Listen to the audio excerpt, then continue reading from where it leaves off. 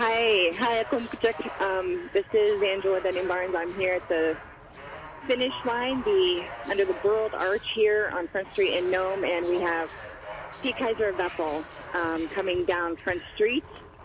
He is 25 years old of Bethel, running his fourth Iditarod, and he has 9 dogs in his team. That is a perfect intro. He has 9 dogs in his team, and I'm standing here with his handler, Jen Peaks of Bethel. How are you doing, Jen? I'm doing great. So what do you think about this morning's finish for Pete? I think it looks great. He's finishing with 9 dogs. I think he always has solid finishes, and then I'm glad to see him coming home. Now, there's a lot of fans here for the Bethel Fan Fair. They're kind of clearing everybody out from under the World Arch, so he has a clean chute.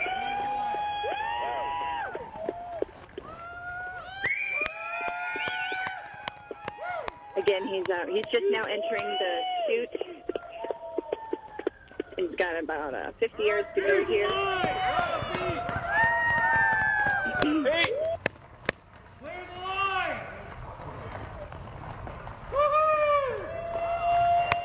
We're telling all these fans to let them through so the dogs can go through the World Arch, because that's the official finish line, and they have. 34-56. 34-56. So the fans are petting up Pete's dogs, and he's here after 1,000 miles crossing the state of Alaska. He's finishing in 13th place this year. 13th place for Pete Kaiser. He's petting up his dogs right now. His dogs, look happy. They're in coats.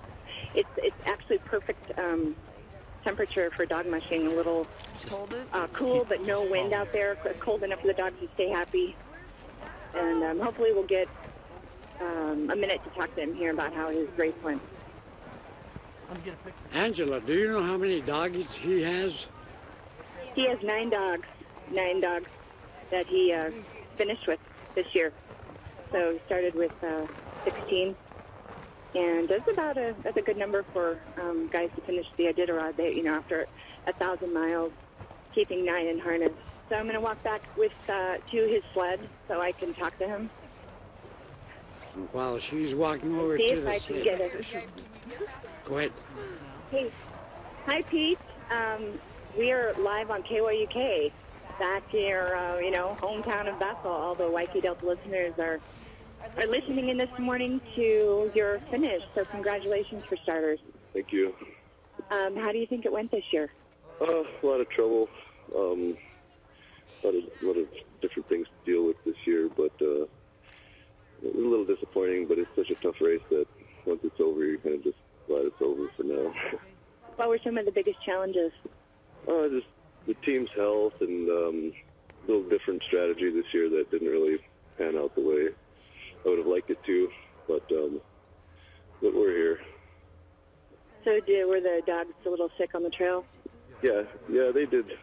They still did really well, but yeah, a lot of health issues that lasted a lot longer than they usually do, and but they're kind of coming around here just at the very end. Yeah. I know you had to drop a few key leaders. What did that do to the overall team? Did you have dogs that stepped up then? Yeah, but dogs that wasn't used to running in lead a lot, and they did step up and do well, but it meant throttling back halfway through the race to make sure I took it easy on them and that they would get me here. So it was just one of those years where it kind of felt like everything that could go wrong did go wrong. So it was kind of a struggle, probably my toughest one yet. But you still got 13th. Yeah, it's not too bad. Not too bad at all. And I know you have some litters at home that your kennel has had recently. What do you see the future in the next year or two? Yeah, there's a lot of nice dogs at home. They're really young, and next year they'll be 2, and probably be a nice, talented group, but they won't have a lot of experience. So I don't know what my team's going to look like next year. It might be kind of a rebuilding phase next year with some of these older guys getting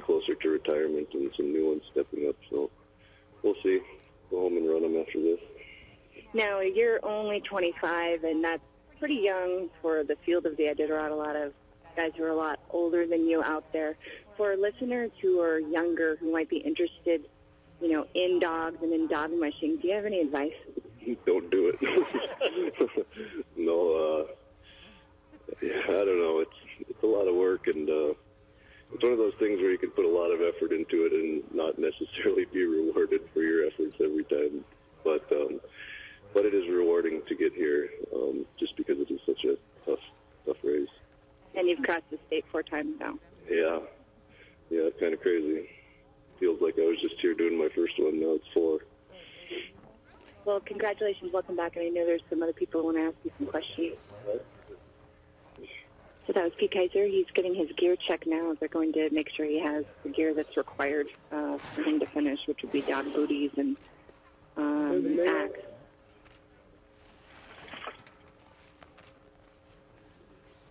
His dad, Ron Kaiser, is here, and he just grabbed a bag of treats out of the sled so he could, I think there were treats that he's going to get, he's giving the dogs treats. Now, you might hear this, this is a wheel dog of Pete's, and he's like lunging and whining in harness because he obviously wants to go again, so a dog with a lot of energy here at the end of a 1,000-mile race.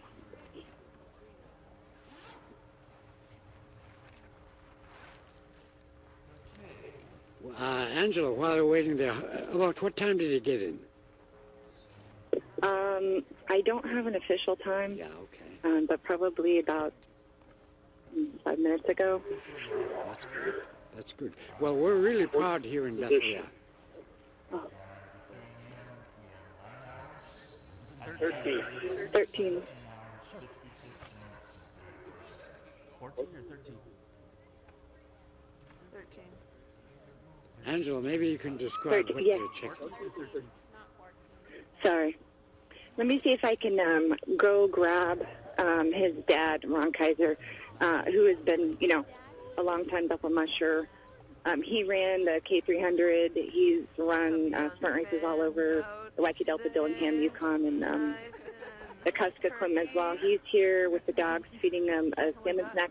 Hey, Ron, we're live on KYUK. How do you feel as the father of Very happy. Yeah, he had a tough race, and, 13th is a very good finish in this field, and a lot of great mushers behind him. So I'm happy he's here. I'm glad that it was decent weather coming in. Beautiful morning. When he's out there, Phil, this is the 4th time. What do you do with yourself that week? Well, there's a lot of tracker mania, of course.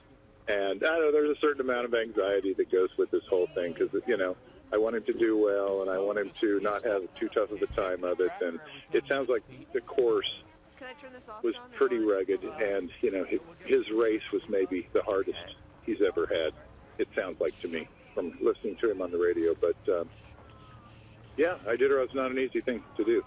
And I think it's probably one of those things that's not really that much fun while you're doing it, unless maybe you're winning. And it's more fun afterwards to think about it and talk about it and just the experience. So I'm very proud of Pete. He's done very well for himself. Right now, Pete is posing with his lead dogs for a lot of camera people here. Just to look at his race career in the Iditarod, he's run it 4 times. His rookie year was 2010, and he took 28th place that year.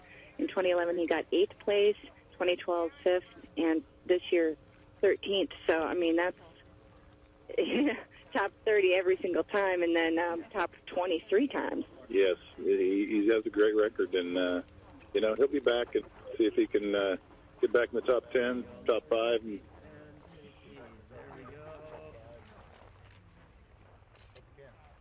Thank you, Peter. Just keep it going. Good.